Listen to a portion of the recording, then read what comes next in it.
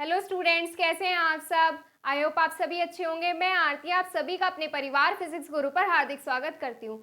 हम इस चैनल पर फिजिक्स के साथ साथ केमिस्ट्री भी पढ़ते हैं, तो इसमें आज हम स्टार्ट करेंगे बीएससी सेकेंड ईयर के लिए केमिस्ट्री, जिसमें हमारी यूनिट 1 चल रही है ट्रांजिशन सीरीज, और जिसमें हम पढ़ रहे हैं डी ब्लॉक की फिजिकल प्रॉपर्टीज। तो इसमें लास्ट टाइम पे हमने पढ़ी थी कलर्ड नेचर जो डी ब्लॉक के एलिमेंट्स होते हैं वो कलर्ड नेचर कैसे शो करते हैं, और क्या पढ़ा था हमने कि वो कॉम्प्लेक्स कंपाउंड कैसे बनाते हैं, कौन, डी ब्लॉक के मेटल्स। तो इसमें हम जो नेक्स्ट टॉपिक पढ़ेंगे वो है हमारा आयोनाइजेशन पोटेंशियल या आयोनाइजेशन एनर्जी, जिसे कहते हैं आईपी वैल्यू, और इसको एक नाम और बोलते हैं आईपी वैल्यू। तो सबसे पहले तो ये देखो आईपी यानी कि आयोनाइजेशन पोटेंशियल या आयोनाइजेशन एनर्जी क्या होती है। आयोनाइजेशन पोटेंशियल या आयोनाइजेशन एनर्जी वो होती है जो किसी लूजली बाउंडेड इलेक्ट्रॉन को रिमूव करने के लिए जो minimum amount of energy required होती है, जो कम से कम एनर्जी किसी भी इलेक्ट्रॉन को रिमूव करने के लिए रिक्वायर्ड होती है, उसको बोलते हैं आयोनाइजेशन पोटेंशियल या आयोनाइजेशन एनर्जी। तो इसमें हम बात कर रहे हैं डी ब्लॉक के बारे में। जो डी ब्लॉक के एलिमेंट्स होते हैं वो कैसी आईपी शो करते हैं। जो डी ब्लॉक के एलिमेंट्स होते हैं उनकी आईपी वैल्यू जो होती है वो यूनिफॉर्म नहीं होती। मतलब अगर मान लो वो लेफ्ट टू राइट चलने पर डिक्रीज होनी चाहिए, तो वो पूरी सीरीज में डिक्रीज नहीं होती है या इंक्रीज नहीं होती है। तो इसमें हम देखेंगे कि आईपी वैल्यू जो होती है डी ब्लॉक के एलिमेंट की कैसे ऑर्डर होता है उसका। तो सबसे पहले तो ये बताओ, जो डी ब्लॉक के एलिमेंट्स होते हैं वो किसके बीच में प्रेजेंट होते हैं। डी ब्लॉक के जो एलिमेंट्स होते हैं, डी ब्लॉक पीरियोडिक टेबल में एस और पी ब्लॉक के बीच में प्रेजेंट होता है। जो डी ब्लॉक की आईपी वैल्यू जो होती है वो एस ब्लॉक से तो ज्यादा होती है और पी ब्लॉक से कैसी होती है, कम होती है।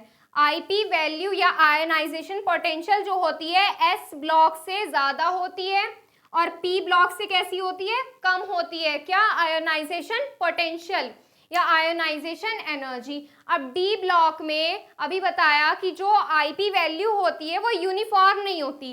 अब वो कैसे चलती है, देखो जैसे जैसे आईपी वैल्यू इंक्रीज कैसे होगी, नंबर ऑफ शेल्स इंक्रीज होंगे। देखो जैसे एटॉमिक नंबर इंक्रीज हो रहे हैं, एटॉमिक नंबर इंक्रीज हो रहे हैं, नंबर ऑफ शेल्स तो क्या होते हैं, कांस्टेंट होते हैं, क्योंकि इसमें वैलेंस इलेक्ट्रॉन किस में एंटर करता है, वैलेंस इलेक्ट्रॉन जो होता है पेनल्टीमेट शेल में एंटर करता है, तो नंबर ऑफ शेल्स क्या हो जाते हैं, कांस्टेंट। लेकिन जो हमारा इफेक्टिव न्यूक्लियर अट्रैक्शन फोर्स था किसके बीच में, न्यूक्लियस और आउटर शेल के इलेक्ट्रॉन्स के बीच में, वो क्या हो रहा था, इंक्रीज हो रहा था।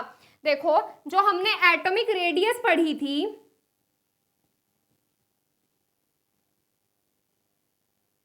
एटॉमिक रेडियस में जैसे जैसे नंबर ऑफ शेल्स क्या हो रहे, नंबर ऑफ शेल्स तो कांस्टेंट होते थे, एटॉमिक नंबर इंक्रीज हो रहा था, एटॉमिक नंबर इंक्रीज हो रहा था, तो क्या हो रहा था, न्यूक्लियस और आउटर मोस्ट शेल के इलेक्ट्रॉन्स के बीच में क्या हो रहा था, अट्रैक्शन फोर्स इंक्रीज हो रहा था। जब इसका अट्रैक्शन फोर्स इंक्रीज हो रहा था तो क्या होता था, एटॉमिक रेडियस डिक्रीज होती थी।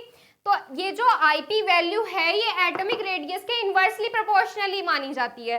देखो कैसे, जब जैसे जैसे नंबर ऑफ एटम क्या हो रहे हैं, इंक्रीज हो रहे हैं, एटॉमिक नंबर इंक्रीज हो रहा है, effective nuclear attraction force increase हो रहा है। अट्रैक्शन फोर्स इंक्रीज जब होगा तो आईपी वैल्यू क्या होगी, आईपी वैल्यू इंक्रीज होगी। कैसे होगी, देखो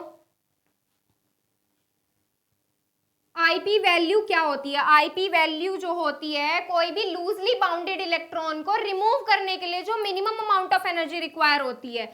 मान लो ये न्यूक्लियस है और यहाँ पे कोई इलेक्ट्रॉन है, जब इसके बीच में अट्रैक्शन फोर्स ज्यादा होगा, क्या होगा, अट्रैक्शन फोर्स ज्यादा होगा, तो इस इलेक्ट्रॉन को रिमूव करने के लिए क्या होगी, हमें ज्यादा एनर्जी की जरूरत होगी। जब हमें ज्यादा एनर्जी की जरूरत होगी तो इसका मतलब क्या हुआ, जो आईपी वैल्यू हुई वो इंक्रीज हुई। कहाँ तक, इसमें देखो ये बीच तक, यानी कि सीरीज में लेफ्ट टू राइट चलते हैं, जैसे 21 से बीच तक, मिडिल तक जब आते हैं सीरीज में तो इसकी आईपी वैल्यू इंक्रीज हो जाती है। लेकिन after middle of the series जो आईपी वैल्यू हो जाती है वो नियरली कांस्टेंट हो जाती है। क्यों, क्योंकि जो हमारा इसमें रिपल्सन फोर्स होता है, रिपल्सन फोर्स किसमें होता है, इलेक्ट्रॉन्स के बीच में, क्योंकि इलेक्ट्रॉन्स की क्या हो जाती है, पेयरिंग स्टार्ट। इलेक्ट्रॉन्स की जब पेयरिंग स्टार्ट हो जाती है तो उसमें रिपल्सन फोर्स और स्क्रीनिंग इफेक्ट जो होता है वो ENC इफेक्टिव न्यूक्लियर चार्ज को बैलेंस करता है। कौन कौन से? एक तो रिपल्सन फोर्स, किसका? इलेक्ट्रॉन्स का रिपल्सन फोर्स और स्क्रीनिंग इफेक्ट, ये दोनों फैक्टर जो है ये इफेक्टिव न्यूक्लियर चार्ज को क्या करते हैं? बैलेंस करते हैं। और जब इफेक्टिव न्यूक्लियर चार्ज को बैलेंस करते हैं मतलब इसमें रिपल्सन फोर्स और स्क्रीनिंग इफेक्ट दोनों बैलेंस हो जाएंगे तो इसकी आईपी वैल्यू क्या होगी? नियरली कांस्टेंट हो जाएगी। क्या होगी? नियरली कांस्टेंट हो जाएगी। तो ये तो बात हो गई कि बीच तक कैसे चलती है आईपी वैल्यू। बीच तक तो क्या होती है? इंक्रीज होती है। आईपी वैल्यू क्या हो रही है? बीच तक रेगुलरली इंक्रीज हो रही है। क्यों? क्योंकि effective nuclear attraction force increase होता है। Effective nuclear attraction force increase हो रहा है और मिडिल के बाद से क्या हो जाता है? इलेक्ट्रॉन की पेयरिंग स्टार्ट हो जाती है। इलेक्ट्रॉन की पेयरिंग स्टार्ट हो जाती है तो उनके बीच रिपल्सन फोर्स और स्क्रीनिंग इफेक्ट। स्क्रीनिंग इफेक्ट क्या होता था? स्क्रीनिंग इफेक्ट आपको समझ में आ गया होगा ये सब। तो स्क्रीनिंग इफेक्ट और रिपल्सन फोर्स जो होता था वो ENC इफेक्टिव न्यूक्लियर चार्ज को बैलेंस करेगा और जो आईपी वैल्यू होगी इस वजह से क्या हो जाएगी? Nearly constant. क्या हो जाएगी? Nearly constant. तो ये तो बात होगी कुछ उन एलिमेंट्स की जिसमें क्या होगा? इलेक्ट्रॉन्स की पेयरिंग स्टार्ट हो जाएगी। अब बात करते हैं कि जो एलिमेंट्स का हाफ फिल्ड और फुल फिल्ड कॉन्फ़िगरेशन होता है उनकी आईपी वैल्यू कैसी होती है। अब देखो जो डी ब्लॉक में हाफ फिल्ड और फुल फिल्ड कॉन्फ़िगरेशन रखते हैं वो कौन कौन से एलिमेंट्स होते हैं? एक तो एलिमेंट होता है Cr, Mn, 24 और 25 वाले हाफ फिल्ड होते हैं और Cu, Zn इनका फुल फिल्ड कॉन्फ़िगरेशन होता है। इनका स्टेबिलिटी के बेसिस पे जब हम करते थे तो इनका कॉन्फ़िगरेशन कैसा आता था? जब Cr और Cu का स्टेबिलिटी के बेसिस पे हम कॉन्फ़िगरेशन करते थे तो इनका इसका हाफ फिल्ड आता था डी सबशेल और इसका फुल फिल्ड डी सबशेल आता था। तो अब बात करते हैं हाफ फिल्ड और फुल फिल्ड जिनका कॉन्फ़िगरेशन होता है एलिमेंट्स का उनकी आईपी वैल्यू कैसी होती है। उनकी आईपी वैल्यू जो होती है पूरी सीरीज में सबसे ज्यादा होती है। क्यों होती है? अब देखो ये हमारा न्यूक्लियस है और यहाँ पे हमारे इलेक्ट्रॉन्स हैं। क्या हो गए? यहाँ पे ये इलेक्ट्रॉन्स हो गए। तो इसमें ये क्या है? हाफ फिल्ड और फुल फिल्ड कॉन्फ़िगरेशन जो होता है बहुत ज्यादा स्टेबल होता है। क्या होता है? स्टेबल होता है बाकी सारे एलिमेंट्स की कंपैरिजन में। तो इसके इलेक्ट्रॉन्स को इसके इलेक्ट्रॉन को रिमूव करने के लिए हमें क्या होगा? हाँ, इसके इलेक्ट्रॉन को रिमूव करने के लिए हमें ज्यादा एनर्जी की जरूरत पड़ेगी। क्या होगा? ज्यादा एनर्जी की जरूरत पड़ेगी। यानी कि इसका मतलब क्या हुआ? जब ज्यादा एनर्जी की जरूरत पड़ेगी तो सारे एलिमेंट्स की कंपैरिजन में इसकी आईपी वैल्यू क्या होगी? सारे एलिमेंट्स की कंपैरिजन में इसकी आईपी वैल्यू भी ज्यादा होगी। तो ये हो गया पूरा रीजन कि मिडिल तक कैसी चलती है? आईपी वैल्यू क्या होती है? इंक्रीज होती है। क्यों? क्योंकि effective nuclear attraction force increase होता है। अट्रैक्शन फोर्स इंक्रीज होगा तो इलेक्ट्रॉन को रिमूव करने के लिए ज्यादा एनर्जी रिक्वायर होगी और after middle of the series क्या होता है? नियरली कांस्टेंट हो जाती है। नियरली कांस्टेंट क्यों हो जाती है? क्योंकि उसमें रिपल्सन फोर्स और स्क्रीनिंग इफेक्ट जो होते हैं दोनों मिलके ENC को बैलेंस करते हैं। और जिन एलिमेंट्स का हाफ फिल्ड और फुल फिल्ड कॉन्फ़िगरेशन होता है उसकी आईपी वैल्यू क्या होती है? ज्यादा होती है। क्योंकि स्टेबल होने की वजह से ये इलेक्ट्रॉन्स जो होते हैं इनको रिमूव करने के लिए हमें ज्यादा एनर्जी की जरूरत पड़ती है। तो ये चीज हो गई कि कौन से एलिमेंट की कितनी होती है। अब एक चीज ये देखो, जैसे जैसे हम डी ब्लॉक में 3D to 5D बढ़ेंगे यानी कि जैसे सीरीज में हम नीचे की तरफ बढ़ेंगे 3D 4D फिर 5D तो आईपी वैल्यू क्या होगी? डिक्रीज होगी। अब आईपी वैल्यू डिक्रीज क्यों होगी?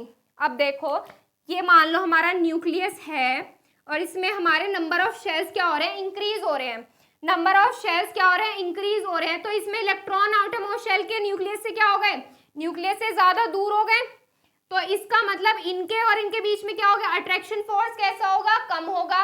और जब इनके बीच में अट्रैक्शन फोर्स कम होगा तो इस इलेक्ट्रॉन को निकालने के लिए हमें क्या होगी? बहुत ही कम एनर्जी की जरूरत होगी। तो ये वाला इलेक्ट्रॉन जो होगा हमारा इजीली रिमूव हो जाएगा। कैसे? जैसे जैसे नंबर ऑफ शेल्स इंक्रीज होंगे तो आईपी वैल्यू क्या होगी? डिक्रीज होती चली जाएगी। क्या होगी? डिक्रीज होती चली जाएगी। तो ये बात हो गई आईपी वैल्यू के लिए। इसको अभी देखो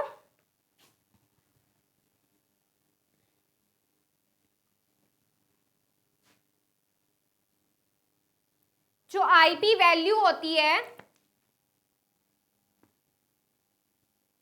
वो इनवर्सली प्रोपोर्शनल होती है एटॉमिक रेडियस के।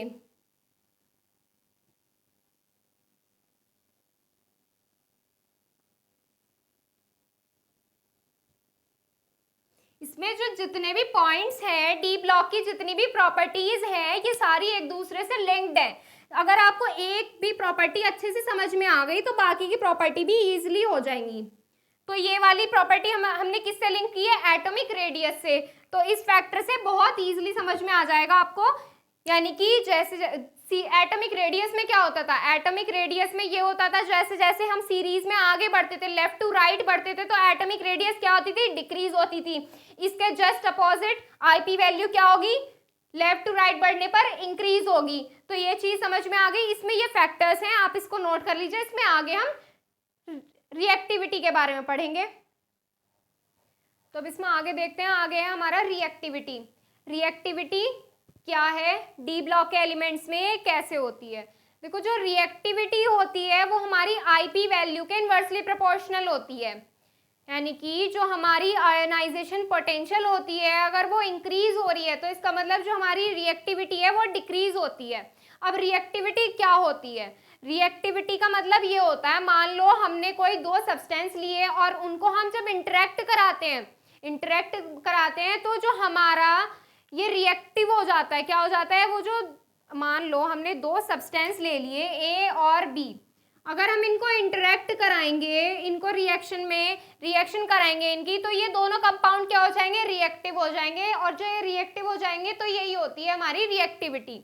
तो ये चीज क्लियर होगी, रिएक्टिविटी क्या होती है। तो अब इसमें देखो, जो रिएक्टिविटी होती है वो आईपी वैल्यू के इनवर्सली प्रोपोर्शनल होती है।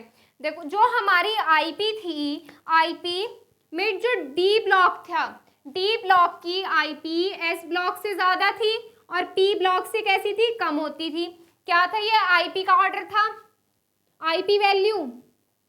तो जो हमारी रिएक्टिविटी है, रिएक्टिविटी का ऑर्डर इसके बिल्कुल अपोजिट होगा। कैसे होगा? जो रिएक्टिविटी होगी एस ब्लॉक की वो डी ब्लॉक से ज्यादा होगी। एस ब्लॉक डी ब्लॉक से ज्यादा रिएक्टिव होगा और पी ब्लॉक कम रिएक्टिव होगा। तो ये क्या हो गया? हमारा रिएक्टिविटी का ऑर्डर हो गया। अब देखो, जो आईपी वैल्यू होती है वो रिएक्टिविटी के इनवर्सली कैसे डिपेंड करती है। जो हमारी, मान लो हमने कुछ एलिमेंट्स ले लिए, उनकी आईपी वैल्यू ज्यादा है। देखो, सीरीज का हमने फर्स्ट एलिमेंट ही ले लिया, एससी लिया हमने 21 एससी। तो इसकी कंपैरिजन सबसे पहले देखो हम किससे कर रहे हैं? कंपैरिजन एस, पी और डी ब्लॉक की कर रहे हैं। तो इसमें सबसे पहले तो ये देखो, reactivity of D block is less than S block. Less than आ रही है डी ब्लॉक की and larger than P block. D block की रिएक्टिविटी पी ब्लॉक से कैसी आ रही है? लार्जर आ रही है। Because reactivity depends inversely on their IP value. Reactivity जो होती है आईपी वैल्यू के इनवर्सली प्रोपोर्शनल होती है। The IP value of these element is more than S block. S block से क्या होगी? ज्यादा होगी। So removal of electron in D block is difficult in compare to S block. देखो, D block जो है, डी ब्लॉक की IP value ज्यादा है। आईपी वैल्यू ज्यादा होने का मतलब क्या होता है कि हमें इलेक्ट्रॉन को रिमूव करने के लिए ज्यादा एनर्जी चाहिए होती है। जब ज्यादा एनर्जी चाहिए होती है तो आईपी का मतलब ये हो गया।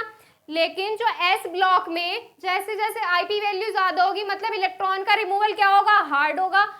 सो removal of electron in D block is difficult in compare to S block.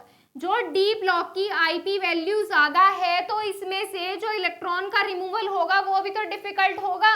S की आईपी वैल्यू कम है तो एस में से क्या होगा? इजिली इलेक्ट्रॉन रिमूव हो जाएगा। तो यही बात इसमें लिखी हुई है। जो आईपी वैल्यू ज्यादा होती है, आईपी वैल्यू ज्यादा होती है मतलब उसमें से इलेक्ट्रॉन रिमूव होने की जो कैपेसिटी होती है वो कम होती है। इलेक्ट्रॉन जो होता है बहुत ही डिफिकल्टी रिमूव होता है। The IP value of these elements is less than P block. जो आईपी वैल्यू है पी ब्लॉक से कम है, पी ब्लॉक से कम है। So the electrons in D block can easily removed in compare to P block. जब IP value कम है इसका मतलब क्या है, हमें इलेक्ट्रॉन को रिमूव करने के लिए बहुत कम एनर्जी चाहिए होती है। जब कम एनर्जी चाहिए होती है तो इसका मतलब क्या है, जो इलेक्ट्रॉन है वो इजीली रिमूव हो जाएगा डी ब्लॉक से। जब डी ब्लॉक से इजीली रिमूव हो जाएगा तो इसका मतलब क्या होगा, डी ब्लॉक ज्यादा रिएक्टिव हो जाएगा हमारा, क्या हो जाएगा, ज्यादा reactive. So in a given series reactivity decreases. देखो सीरीज में जब हम लेफ्ट टू राइट चलते थे 21 SC से आगे की तरफ बढ़ते थे तो हमारी आईपी वैल्यू क्या हो रही थी, आईपी वैल्यू इंक्रीज हो रही थी। तो इसी के जस्ट अपोजिट हमारी रिएक्टिविटी क्या होगी, डिक्रीज हो जाएगी, क्योंकि आईपी वैल्यू इंक्रीज हो रही है। तो इसका मतलब क्या होता है कि जो हमें इलेक्ट्रॉन्स को रिमूव करने के लिए ज्यादा एनर्जी चाहिए होती है, तो हमारी जो रिएक्टिविटी होगी, रिएक्टिविटी कैसी हो जाएगी, डिक्रीज हो जाएगी। अरे जब ज्यादा इलेक्ट्रॉन निकलेंगे नहीं, ज्यादा इलेक्ट्रॉन नहीं निकलेंगे तो वो रिएक्टिव कैसे हो जाएगा।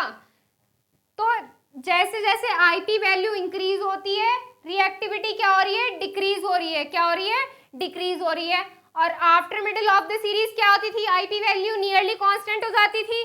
तो इसकी जो रिएक्टिविटी है वो भी हमारी नियरली सेम हो जाती है, यानी कि जो आफ्टर मिडल के जो एलिमेंट्स हैं हमारे सीरीज में उनकी रिएक्टिविटी में बहुत कम डिफरेंस होता था। जो आईपी वैल्यू क्या हो जाती थी हमारी after middle of the series constant हो जाती थी, क्या होती थी, कांस्टेंट। तो रिएक्टिविटी क्या हो रही है हमारी, नियरली सेम हो जाती है, क्या हो जाती है, नियरली सेम। अब इसमें एक चीज और देखो, जो हमारी 3D to 5D चलते हैं हम सीरीज में, अभी लास्ट हमने बताया था कि जैसे हम टी ब्लॉक के एलिमेंट्स में 3D to 5D चलेंगे, कैसे, 3D to 5D, यहाँ 3D होती थी, 4D और 5D ये सीरीज होती थी। इसमें आईपी वैल्यू नीचे की तरफ चलने पर क्या हो रही थी, आईपी वैल्यू डिक्रीज हो रही थी, क्योंकि नंबर ऑफ शेल्स क्या हो रहे थे, इंक्रीज हो रहे थे। नंबर ऑफ शेल्स इंक्रीज हो रहे थे, आईपी वैल्यू डिक्रीज हो रही थी। तो आईपी वैल्यू जब हमारी डिक्रीज होगी तो रिएक्टिविटी कैसी होगी हमारी उन एलिमेंट्स की, उन सीरीज में हमारी जो रिएक्टिविटी होगी वो ज्यादा होगी। वो एलिमेंट्स जो होंगे हमारे ज्यादा रिएक्टिव होंगे, जिनकी आईपी वैल्यू क्या होगी, कम होगी। तो ये चीज क्लियर हो गई। आईपी वैल्यू अगर हमारी कैसी हो रही है, डिक्रीज हो रही है, तो हमारी रिएक्टिविटी क्या होगी, इंक्रीज होगी। तो इसका ऑर्डर क्या बनेगा, आईपी वैल्यू और रिएक्टिविटी के लिए जो हमारा ऑर्डर बनेगा,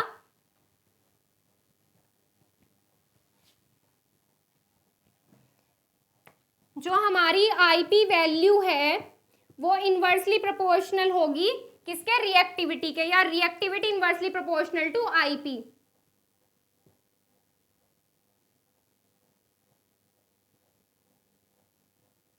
रिएक्टिविटी इनवर्सली डिपेंड करेगी आईपी, आयनाइजेशन पोटेंशियल।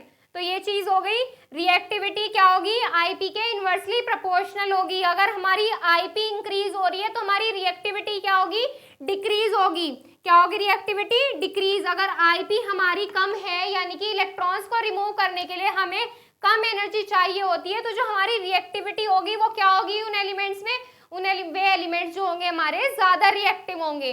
तो ये चीज क्लियर होगी। रिएक्टिविटी ये किस पे डिपेंड कर रही है, आईपी के, कैसे, इनवर्सली। तो ये चीज नोट करो आप रिएक्टिविटी के लिए। अब देखो इसमें एक पॉइंट और देखो, जो हमारे फुलफिल्ड और हाफ फिल्ड कॉन्फ़िगरेशन रखते थे जो एलिमेंट्स डी ब्लॉक में, उनकी हमारी आयनाइजेशन पोटेंशियल क्या होती थी, उनकी हमारी आयनाइजेशन पोटेंशियल ज्यादा होती थी। क्यों, क्योंकि वो ज्यादा स्टेबल थे, और स्टेबल होने की वजह से जो इलेक्ट्रॉन होता था उसको रिमूव करने के लिए हमें ज्यादा एनर्जी की जरूरत होती थी। तो उनकी एलिमेंट्स की जो जिनका फुलफिल्ड और हाफ फिल्ड कॉन्फ़िगरेशन था, उनकी आईपी वैल्यू कैसी होती थी, उनकी आईपी वैल्यू मैक्सिमम होती थी in comparison to rest of the elements. तो जो हमारी रिएक्टिविटी होगी उन एलिमेंट्स की जिनका फुलफिल्ड और हाफ फिल्ड कॉन्फ़िगरेशन होता है, उनकी रिएक्टिविटी कैसी होगी, हमारी कम होगी। सारा कंक्लूजन यहीं पे आ गया। रिएक्टिविटी जो होगी आईपी के इनवर्सली प्रोपोर्शनल होगी। तो जो लास्ट वाले एलिमेंट्स होते थे जिनका फुलफिल्ड और हाफ फिल्ड कॉन्फ़िगरेशन होता था, उनकी रिएक्टिविटी कैसी होगी, उनकी रिएक्टिविटी कम होगी। तो इसको देखो, इसमें आगे हम नेक्स्ट पॉइंट करेंगे जो है हमारा इलेक्ट्रोपॉजिटिविटी। इलेक्ट्रोपॉजिटिविटी जो होती है वो आईपी वैल्यू पर कैसे डिपेंड करती है। जो हमारी इलेक्ट्रोपॉजिटिविटी होती है वो आईपी वैल्यू के इनवर्सली प्रोपोर्शनल होती है। अब कैसे होती है, इससे पहले आप ये करो, इसमें अभी देखेंगे आगे। तो अब इसमें आगे देखो, आगे इलेक्ट्रोपॉजिटिविटी है। इलेक्ट्रोपॉजिटिविटी जो है वो आईपी वैल्यू पर कैसे डिपेंड करती है। देखो, जो हमने अभी सबसे पहला टॉपिक क्या पढ़ा था, IP, ionization potential. Ionization potential पर ही हमारी रिएक्टिविटी डिपेंड कर रही थी, कैसे, इनवर्सली। और जो हमारी इलेक्ट्रोपॉजिटिविटी है वो भी आईपी वैल्यू के इनवर्सली प्रोपोर्शनल होती है, यानी कि आईपी वैल्यू पर इनवर्सली डिपेंड करती है। तो इनवर्सली डिपेंड कैसे करती है, देखो, जो हमारी आईपी वैल्यू थी, आईपी वैल्यू का ऑर्डर क्या था हमारा, एस और पी ब्लॉक के लिए। जो हमारी आईपी वैल्यू थी वो डी ब्लॉक की ज़्यादा थी एस ब्लॉक से, और पी ब्लॉक से कैसी थी, कम। तो ये तो थी हमारी आईपी वैल्यू। जो हम देख रहे हैं यहाँ पे क्या लिखा हुआ है, जो इलेक्ट्रोपॉजिटिविटी है वो आईपी के इनवर्सली प्रोपोर्शनल है। कैसे, इनवर्सली प्रोपोर्शनल। को जो डी ब्लॉक की यहाँ पे क्या ज्यादा दी हुई है, डी ब्लॉक की यहाँ पर आईपी वैल्यू ज्यादा है, तो उसके जस्ट अपोजिट इलेक्ट्रोपॉजिटिविटी क्या होगी एस ब्लॉक की कंपैरिजन में, एस ब्लॉक की कंपैरिजन में इसकी इलेक्ट्रोपॉजिटिविटी क्या होगी, कम होगी। और पी ब्लॉक की कंपैरिजन में क्या होगी, ज्यादा होगी। क्या चीज, इलेक्ट्रोपॉजिटिविटी। तो ये हो गया हमारा इलेक्ट्रोपॉजिटिविटी का ऑर्डर, यानी कि जिन एलिमेंट्स की आईपी वैल्यू ज़्यादा होगी, यानी कि हमें इलेक्ट्रॉन रिमूव करने के लिए ज़्यादा एनर्जी की ज़रूरत पड़ेगी, वो एलिमेंट्स कैसे होंगे, हमारे इलेक्ट्रोपॉजिटिव होंगे। जितनी ज़्यादा आईपी वैल्यू उतने कम इलेक्ट्रोपॉजिटिव। यानी कि सीरीज में जैसे हम लेफ्ट टू राइट बढ़ेंगे तो हमारी इलेक्ट्रोपॉजिटिविटी क्या होगी, इलेक्ट्रोपॉजिटिविटी हमारी डिक्रीज होगी। क्या होगी, डिक्रीज होगी। क्यों, क्योंकि हमारी आईपी वैल्यू जो है वो इंक्रीज हो रही है।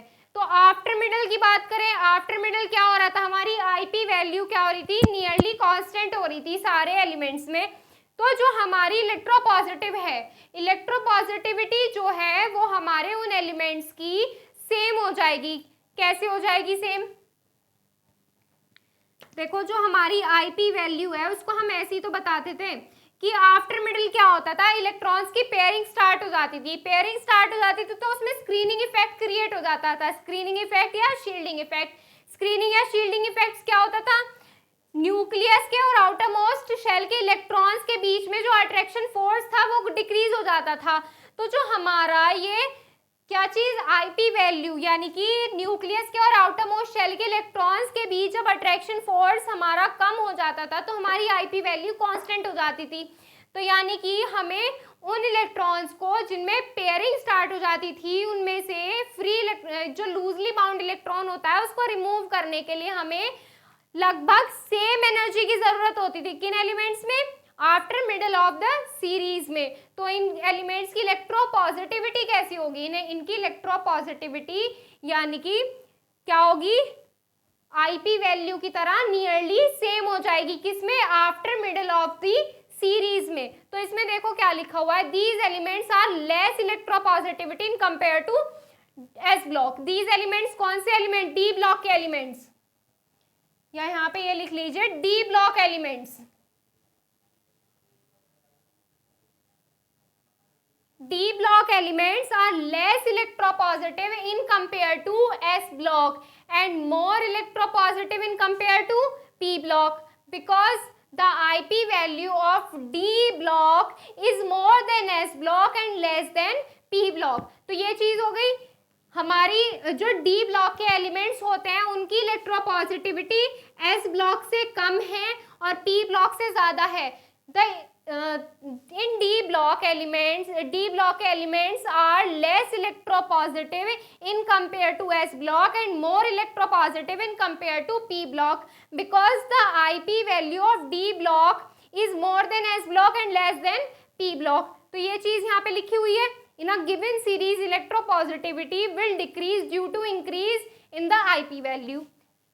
यही बात हो गई जो अभी बताई, आईपी वैल्यू क्या इंक्रीज होते ही क्या होगा, इलेक्ट्रोपॉजिटिविटी डिक्रीज हो जाएगी। और after middle of the series electropositivity will be nearly same. Nearly same क्यों हो जाती है, क्योंकि उसमें स्क्रीनिंग इफेक्ट और रिपल्सन फोर्स जो होता है ईएनसी इफेक्टिव न्यूक्लियर चार्ज को क्या करता है, बैलेंस कर देता है। Among different series electropositivity will increase. देखो जैसे हमने बात की थी, इलेक्ट्रोपॉजिटिविटी में भी की थी, रिएक्टिविटी में भी की थी। जैसे जैसे हम डी ब्लॉक में नीचे को चलते हैं, नीचे की तरफ चलते हैं, तो सबसे पहले क्या होता है 3D, 4D और 5D। इन सीरीज में जैसे हम नीचे की तरफ चलते हैं तो हमारी आईपी वैल्यू क्या हो रही थी, हमारी आईपी वैल्यू इनमें डिक्रीज हो रही थी, क्योंकि इनमें नंबर ऑफ शेल्स क्या हो रहे थे, इंक्रीज हो रहे थे। नंबर ऑफ शेल्स इंक्रीज हो रहे थे तो इसमें क्या होता था, इलेक्ट्रॉन को रिमूव करने के लिए हमें कम एनर्जी की जरूरत पड़ती थी। देखो यहाँ पर नंबर ऑफ शेल्स इंक्रीज हो गए, न्यूक्लियस से कैसे हो गए, ज्यादा दूरी पर हो गए, ज्यादा दूरी पर हो गए, अट्रैक्शन फोर्स कैसा हो गया, कम हो गया, अट्रैक्शन फोर्स कम हो गया, यानी कि इस इलेक्ट्रॉन को रिमूव करने के लिए हमें कितनी एनर्जी की जरूरत पड़ी, बहुत कम एनर्जी की जरूरत पड़ी। तो ये तो हो गया आईपी वैल्यू का ऑर्डर। इसी के जस्ट अपोजिट इलेक्ट्रोपॉजिटिविटी नीचे की तरफ चलने पर क्या होगी, इंक्रीज होगी। क्या होगी, इंक्रीज होगी। Among different series the electropositivity increases due to decrease in their IP value from 3D to 5D series. तो ये हो गई हमारी इसकी तीनों प्रॉपर्टी किसके लिए लेके, आईपी वैल्यू, रिएक्टिविटी और इलेक्ट्रोपॉजिटिविटी। तो ये चीज हो गई। आईपी किसके इनवर्सली डिपेंड करती है, एटॉमिक रेडियस के। रिएक्टिविटी कैसे डिपेंड करती है आईपी वैल्यू पर, इनवर्सली। इलेक्ट्रोपॉजिटिविटी इनवर्सली डिपेंड करती है। अब देखो इलेक्ट्रोनेगेटिविटी कैसे डिपेंड करती है।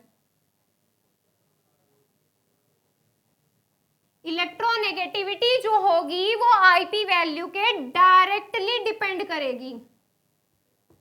कैसे करेगी, डायरेक्टली डिपेंड करेगी। ये चीज क्लियर हो गई, क्यों करेगी, जो इलेक्ट्रॉन रिमूव करने के लिए हमें ज्यादा एनर्जी की जरूरत पड़ेगी, ज्यादा एनर्जी की जरूरत पड़ेगी, तो यानी कि वो इलेक्ट्रॉन जो होगा, वो एलिमेंट जो होगा हमारा ज्यादा इलेक्ट्रोनेगेटिव होगा। तो ये चीज क्लियर हो गई। तो ये तो थी हमारी तीनों प्रॉपर्टी, और यहाँ पे हमारी डी ब्लॉक की सारी प्रॉपर्टीज एंड होती हैं। तो यहाँ पे इतना ही हमारे डी ब्लॉक की प्रॉपर्टीज में आता है। तो देखो स्टार्टिंग से देखो डी ब्लॉक के एलिमेंट्स कैसे होते हैं, उनकी फिजिकल स्टेट कैसी होती है, मेटेलिक नेचर कैसी होती है। डी ब्लॉक के एलिमेंट्स जो होते हैं सारे मेटल होते हैं। ZnCdHg को छोड़ के सारे मेटल्स कैसे होते हैं, सॉलिड स्टेट में होते हैं। मैग्नेटिक बिहेवियर कैसा होता है, जिनमें अनपेयर्ड इलेक्ट्रॉन्स होते हैं, अनपेयर्ड इलेक्ट्रॉन्स होते हैं वो कैसे होते हैं, पैरामैग्नेटिक होते हैं, यानी कि वो मैग्नेटिक फील्ड में क्या होते हैं, अट्रैक्ट होते हैं। और जिनमें सारे पेयर्ड इलेक्ट्रॉन्स होते हैं, सारे पेयर्ड इलेक्ट्रॉन्स वाले जो एलिमेंट्स होते हैं वो मैग्नेटिक फील्ड में क्या होते हैं, रिपेल होते हैं। और उनका मैग्नेटिक बिहेवियर कैसा होता है, पेयर्ड इलेक्ट्रॉन्स वालों का डायामैग्नेटिक होते हैं। और ये बोहर मैग्नेटॉन जो मैग्नेटिक बिहेवियर है ये कैसे मेजर किया जाता है, बोहर मैग्नेटॉन से। बोहर मैग्नेटॉन क्या था, √n+2 इससे मेजर किया था हमने। इसके बाद क्या था हमारा, बोहर मैग्नेटॉन के बाद किया था हमने वेरिएबल वैलेंसी और ऑक्सीडेशन स्टेट। ऑक्सीडेशन स्टेट भी क्लियर होगी कि किन एलिमेंट्स की कैसे भरी जाती थी। जो हम देखते थे इसमें क्या देखते थे, एस और डी सबशेल के इलेक्ट्रॉन्स देखते थे कि कैसे फिल हो रहे हैं। जो एस सबशेल के इलेक्ट्रॉन्स थे उसमें क्या होता था,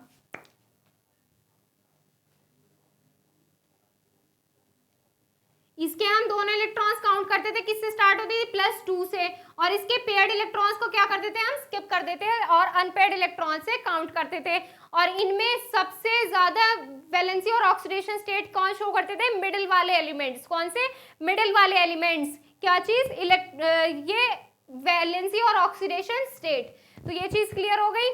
फिर इसके बाद कैटालिटिक प्रॉपर्टी थी, उसके बाद कैटालिटिक प्रॉपर्टी के बाद एटॉमिक रेडियस हो गई, कलर्ड नेचर हो गई, फॉर्मेशन कॉम्प्लेक्स हो गए, आईपी, रिएक्टिविटी और इलेक्ट्रोपॉजिटिविटी। तो ये हो गई हमारी डी ब्लॉक की प्रॉपर्टीज।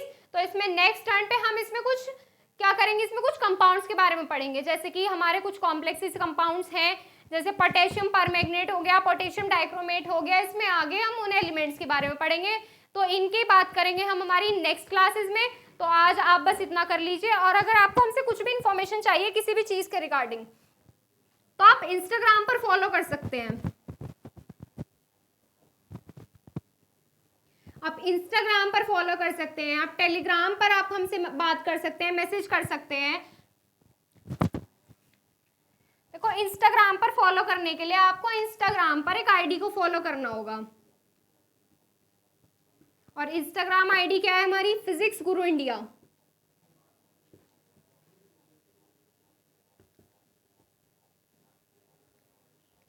इंस्टाग्राम पर जाकर आपको फिजिक्स गुरु इंडिया को आपको सर्च करना होगा और वहां से आपको इस आईडी को फॉलो करना होगा, और वहां से आप हमसे क्वेश्चंस पुट अप कर सकते हैं। और टेलीग्राम चैनल ज्वाइन करने के लिए सबसे पहले आपको टेलीग्राम इंस्टॉल करना होगा प्ले स्टोर से।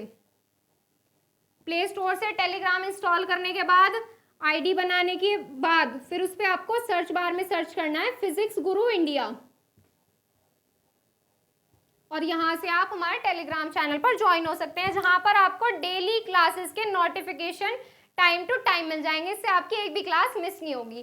तो आज के लिए बस इतना ही, मिलते हैं हमारी नेक्स्ट क्लास में।